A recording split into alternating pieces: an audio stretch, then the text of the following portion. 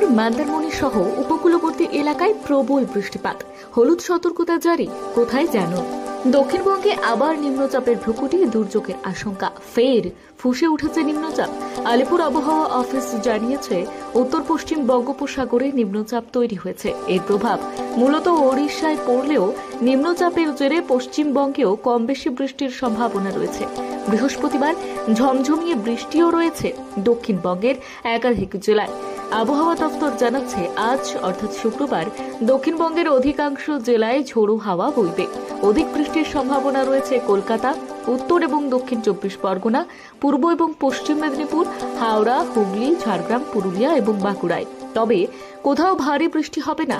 দক্ষিণবঙ্গের জেলাগুলিতে বজ্রবিদ্যুৎ সহ হালকা থেকে মাঝারি বৃষ্টির হতে পারে। বৃষ্টির পাশাপাশি ঘন্টায় 30 থেকে 40 কিলোমিটার বেগে ঝোড়ো হাওয়া বইতে পারে দক্ষিণবঙ্গের বেশ কিছু জেলার কিছু অংশে।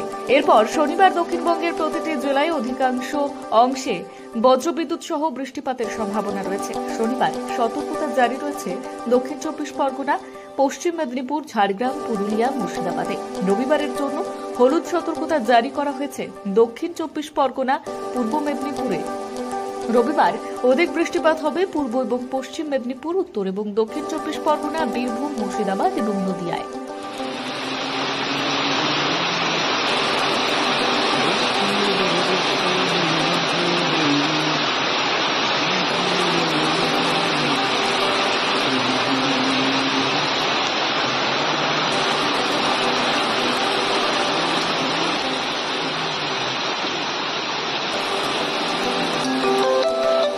আগামী বুধবার পর্যন্ত দক্ষিণবঙ্গের জেলাগুলিতে হালকা থেকে মাঝারি বৃষ্টির সম্ভাবনা। উত্তরবঙ্গের কিছু জেলায় আজ ভারী থেকে অতি ভারী বৃষ্টির সম্ভাবনা রয়েছে। জলপাইগুড়ি, আলিপুরদুয়ার, কোচবিহার হতে পারে ভারী থেকে অতি ভারী বৃষ্টির সম্ভাবনা।